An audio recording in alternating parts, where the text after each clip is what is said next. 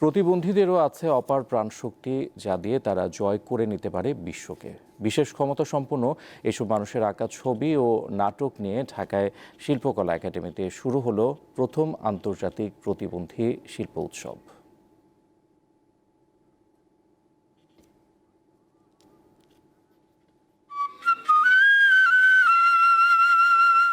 বাঁশিতে মধুর সুর তোলা এই শিল্পী মোহন সরকার জন্ম থেকেই দৃষ্টি প্রতিবন্ধী, অথচ বাঁশিতে মোহিত করেছেন শ্রোতাদের।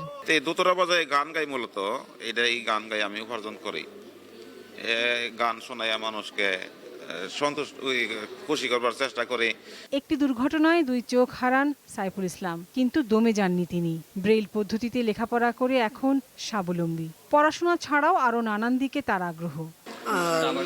দাবা খেলা, তারপরে আপনার cricket, blind cricket, blind football, এগুলো পারি। বিশেষ করে ক্রিকেটটা ভালো পারি। এমন অনেক গুণ সম্পন্ন প্রতিবন্ধী ব্যক্তিদের নিয়ে সকলের সাথে সকলে মিলে মানবিক বিশ্ব গড়ব স্লোগানে শুরু হলো আন্তর্জাতিক প্রতিবন্ধী শিল্প উৎসব। ব্রিটিশ কাউন্সিল, ঢাকা থিয়েটার ও সংস্কৃতি বিষয়ক মন্ত্রণালয় সহ বিভিন্ন বেসরকারি সংগঠন এই আয়োজনের সঙ্গে যুক্ত।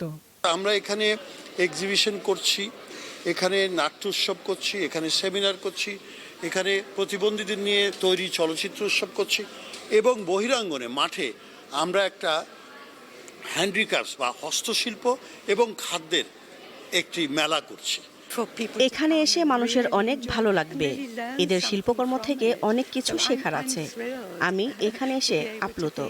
শনিবার শেষ হবে 2 দিনব্যাপী এ আয়োজন।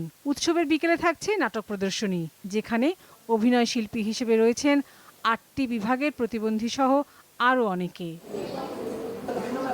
লাবণী গুহ, দীপ্ত সংবাদ, ঢাকা।